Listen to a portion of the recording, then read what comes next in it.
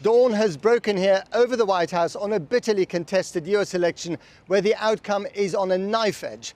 As things stand, we still don't know who the next president will be. Both candidates are claiming to be on track for victory. But everything now depends on a handful of key states which have yet to declare. Mr. Trump, making baseless claims of major fraud, called for the vote counting to stop. Mr. Biden's team called that outrageous. This is a fraud on the American public. This is an embarrassment to our country. We were getting ready to win this election. Frankly, we did win this election. We could know the results as early as tomorrow morning, but it may take a little longer. As I've said all along, it's not my place or Donald Trump's place to declare who's won this election. That's the decision of the American people. The next 4 years depends on it. The future of American democracy depends on it. But the election result, which the world is waiting for, is still not clear. Indeed, it may not be clear for days. It is quite literally in the post, or rather the postal absentee ballots sent by those who prefer to send their ballots in during a pandemic rather than turn up in person at the polling station. Tens of thousands of those are still to be counted. What we can say, though, is that Mr. Trump appears to be doing far better than the polls had predicted, and that there's been the highest turnout since 1900, almost 50% of the entire US population. That's unprecedented. It has been a very bad night for fingernails. Let's go live now to our Washington correspondent, Siobhan Kennedy. Siobhan, what on earth is going on? Well, Matt, what a turn-up for the books. Yet again, the polls have been found seriously wanting. At one point, one had Joe Biden 17 points ahead in Wisconsin. Even conservative ones had him 6 points or so in the lead. But look at him now, just 0.2% up and fighting tooth and nail. There will no doubt be months of Democratic hand-wringing as to why the pollsters appear to have got it so wrong. But one thing is certain, Matt, Donald Trump said he would deliver big turnout, and that's exactly what he seems to have done. He spent the last week barnstorming parts of Florida, North Carolina and the Midwestern battleground states that are still in the balance, and that strategy seems to have paid off. But we have to stress this battle isn't over yet. Joe Biden could still win this election if he carries all three of Michigan, Wisconsin and Pennsylvania, or even two of those states. But of course, we won't find out until all the postal ballots are counted, and that could take several days. And it doesn't take a pollster to predict that Donald Trump will do everything he can to prevent that from happening. So now what do we have? The bizarre, some would say dangerous spectacle of a president declaring victory before the election's even over. The President of the United States, Donald J. Trump. With multiple states still to finish counting after record turnout and no clear winner, President Trump nonetheless strode out and did exactly what he'd been threatening to do for weeks. We were winning everything, and all of a sudden it was just called off. Declare victory and declare the remaining vote count a fraud. This is a fraud on the American public. We were getting ready to win this election. Frankly, we did win this election. We did win this election. So we'll be going to the U.S. Supreme Court. We want all voting to stop. We don't want them to find any ballots at 4 o'clock in the morning and add them to the list, okay? We will win this, and as far as I'm concerned, we already have. Votes in Georgia. You still have a lot of vote in Fulton County. You still have a lot of vote. But numerically, Donald Trump hasn't yet won it because he hasn't reached the 270 electoral college votes required to become the U.S. president. And America won't know who has until they finish counting the millions of postal ballots sent by mail because of the virus across key battleground states, including Michigan and Pennsylvania. As anxious voters watched on, Donald Trump secured an early lead in those states based on a count of the majority Republican voters who turned up in person on Election Day. Now the president insists that waiting to count the mostly Democratic postal ballots will lead to fraud and deny him the election. We knew because of the unprecedented early vote and the mail-in vote that it was going to take a while. We're going to have to be patient until the hard work of tallying the votes is finished. And it ain't over till every vote is counted, every ballot is counted. The former Vice President Joe Biden declared he was still on track to win the election, even though the Democratic surge many believe the polls pointed to had failed to materialize. As I've said all along, it's not my place or Donald Trump's place to declare who's won this election. That's the decision of the American people. Florida, a big win for President Trump in Florida. Instead, Donald Trump secured two of the night's biggest prizes in Florida and Texas, while also winning Iowa and Ohio, where an army of rural, white, working-class voters came out in force for the president as they had done in 2016. And Mr. Trump is currently ahead in Georgia and North Carolina, two key states that Joe Biden had hoped his blue wave would secure for him. The first thing is every Democrat just put the razor blades in the Ambien back in the medicine cabinet. We're going to be fine.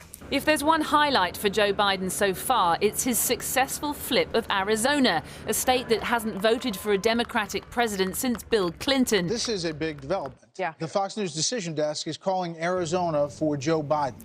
It was the educated suburbs that won it for Biden here, making up for his failure to court Latino voters in anything like the numbers he needed elsewhere. But perhaps the biggest shocker of them all, and the Democrats' worst nightmare post-2016, that the polls once again appear to have called it completely wrong. So the man, Joe Biden, who they predicted would now be comfortably in the lead, if not in the White House, is engaged in a nail-biting battle to the end in states that only yesterday had him as the clear winner. Siobhan Kennedy. So the magic number that each candidate needs to reach, 270 electoral college votes. That's why you hear a lot about a path to victory, winning enough of the big key states to make it over that threshold. Neither of them is across the line yet, but let's take a look at the results so far. Blue for Biden's Democrats, red for the Republicans and Donald Trump. Now, when you look at how that translates into the electoral college votes, Joe Biden has 224 and Donald Trump has notched up 213 towards the magic 270. So how has that played out across the country? This is how the results are being projected across the states. During the night, there was an early gain for President Trump in Florida. The state is one of the biggest prizes with its 29 electoral college votes and is typically decided on razor-thin margins. There seems to be better news for Joe Biden in Arizona, where he is currently projected to overturn the 2016 result by taking the state from President Trump, despite Arizona's long history of voting for Republican candidates. But there remain some key states where the results remain too close to call. With counting still going on, the main focus of attention is now on Wisconsin.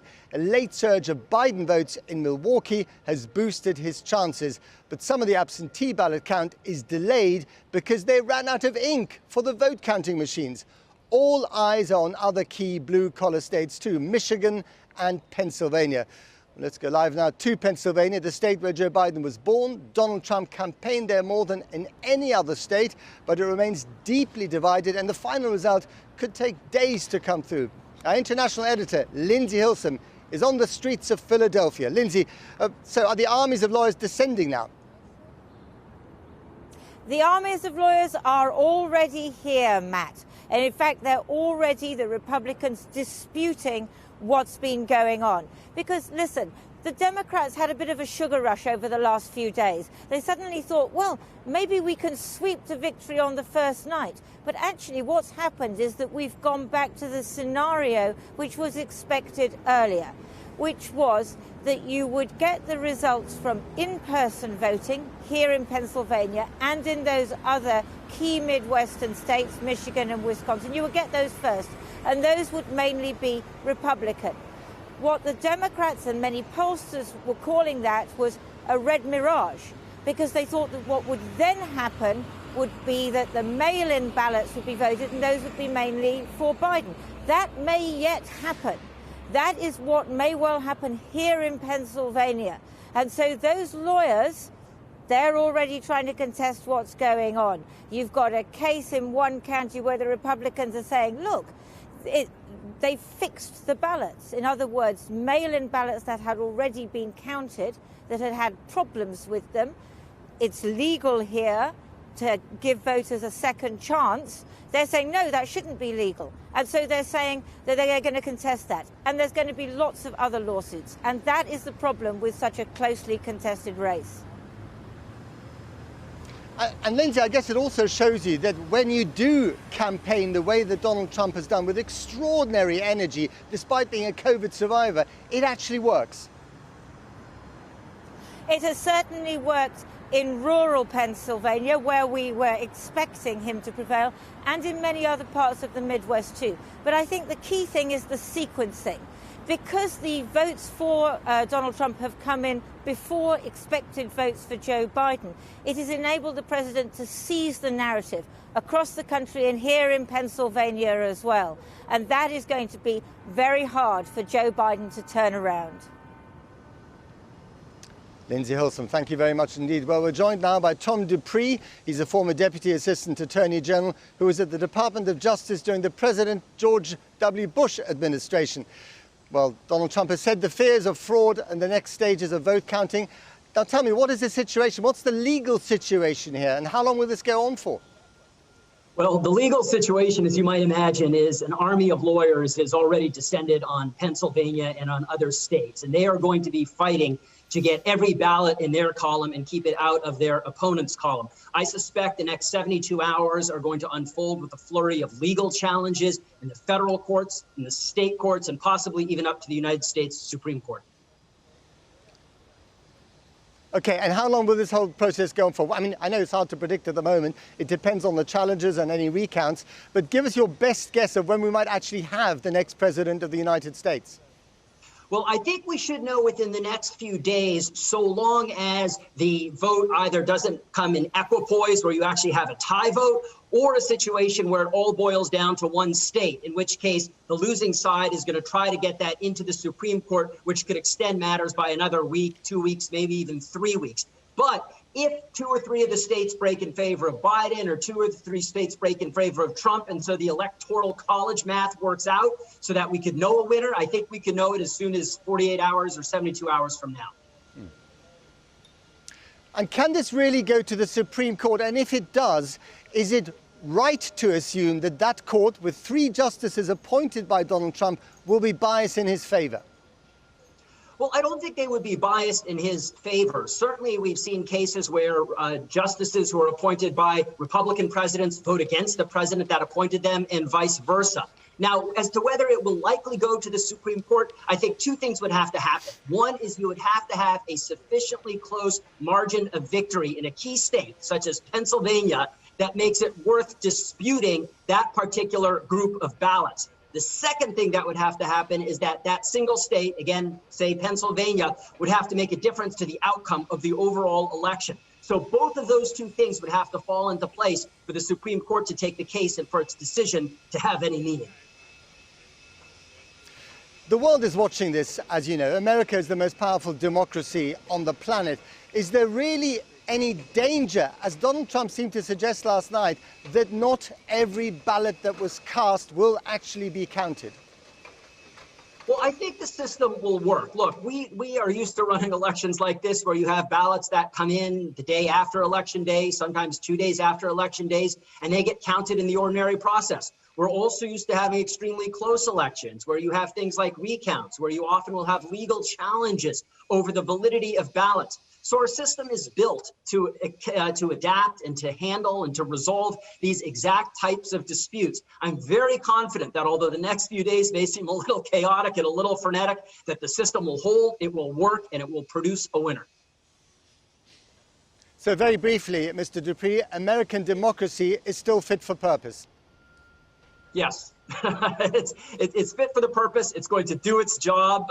We've got a very talented group of judges at the federal level, at the state level, and on the United States Supreme Court. So if they're ultimately called to come in and play the role of umpire, I'm very confident they will discharge their duties honorably. Now, Donald Trump was hoping to win Florida again, and that is exactly what he's done. In fact, he's polled even better than expected in Miami-Dade, which is normally a Democrat county. Aisha Tull joins us now from West Palm Beach. Aisha. Yes, we are just a few miles away from Mar-a-Lago, and that is Trump's estate. Now, this is his official residence. He moved it from New York to Florida. This is very much his home. Now, at the watch party that we were at overnight, there were very few masks and no social distancing. Before the state was called, I went around and I asked people, what do you think is going to happen? They said that Florida is definitely in the bag. Florida is in the bag for them. And then about an hour before an official announcement was made on any news broadcast, the leader of the party got a call from the leader of the campaign, of Trump's campaign, and they said that Trump has got Florida. Cue the wild celebrations. They stopped the live music. They played YMCA, which has become an anthem for the Trump campaign this time around. I went around again. I asked, why do you think he's done well in Florida? People pointed to Miami-Dade, in particular the Latino community and Cuban Americans here. They've been bombarded with messages for months about Biden and Harris's socialist agenda. I asked Cuban Americans here, and they told me that is what they fled from. There was no way that they were going to vote for something like that. And they told me that it's Trump all the way. Florida has gone to Trump.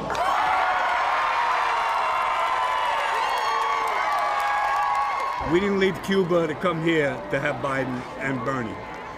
This is America, the greatest country in the world. We want to keep it that way. I'm ecstatic. Are you kidding me? I haven't been able to sleep for 2 weeks waiting for this time. We want safety, we want our guns, we want God, and we want freedom. And Donald Trump stands for freedom. Joe Biden stands for socialism.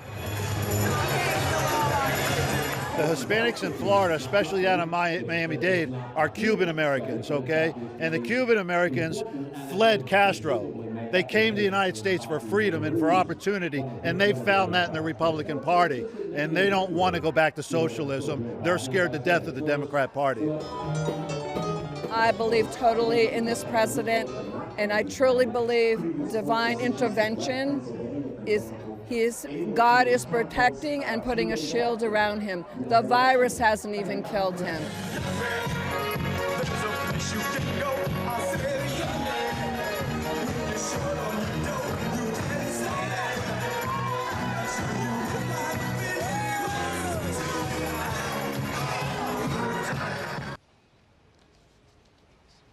So much for Florida, but of course all eyes again will be today on that white building behind me. We're joined now by Deanna Bass-Williams, who's a Republican strategist. Good morning, Deanna. I guess it's too early to say commiserations or congratulations, but why has the president done so much better than most, in fact, almost all opinion pollsters seem to predict? Well, you know, I think that Republicans, because we were very familiar with the polls in 2016, we have not trusted the polls. I think pollsters should be fired or certainly have, you know, their credentials checked, because the polls have been wrong consistently about this president. And the reason the polls are wrong is because of the silent Trump voter, but also because of the segment that you just showed, Hispanic voters, Cuban Americans who have lived under socialist regimes, who do not understand why America would forward-facing return, embrace socialism. So I think that, first of all, the polls have been completely wrong. And you know, we're bearing it out painfully, nail-bitingly today and into the next couple of days. Well, indeed, but given the fact that he did so much better than he thought he would, that he won Florida, for instance, as well, why on earth would the president stand up in the middle of the night and say, we've got to stop the counting? That's just undemocratic, isn't it? Well, I think that what the president, I do not believe that the president should have said it, but I definitely believe that people should recognize that what's happening in Pennsylvania is unusual, and it should give us cause for alarm. We've had extensive early voting. We've had extensive voter hours increased. Those things have happened. We should have a national day when we vote, and then all of this this makes everyone uncomfortable. But I agree with you. If you're saying that this is a pandemic. We're in the middle of a pandemic. It was a big mistake. We're in the middle of a pandemic. The world is watching this election. This is the most important democracy on the planet. And the kind of thing that he said is the kind of thing that you expect to be said in countries like Venezuela, frankly. But I think that the president is not saying don't like stop the voting, stop democracy. We're saying votes that are suspicious, that are cast illegally, those votes should not be counted. And I think that that's a very fair and reasonable thing to say. Now, I would like for our president to instill calm, because right now, you're in D.C. It's been more peaceful than we possibly thought it would be. But we do need calm in these days, because the people who we're seeing that are rallying, who are encouraging burning down the city, shutting down the city, we need calm, because of the left that has been the community largely that's been looting and protesting and protesting in a way that's not but the kind of thing. Indeed, but the kind of thing that he was saying overnight, and in fact he's been saying quite a few times in the campaign, is exactly the opposite to instilling calm. It is stirring things up, and that is dangerous, especially now.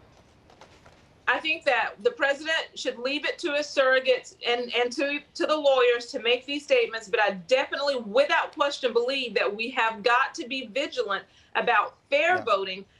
Voting willy-nilly, everybody who wants to vote just because they live in America. Like, we need to be vigilant about people who vote in America. And so I'm very comfortable with the lawyers taking it up now.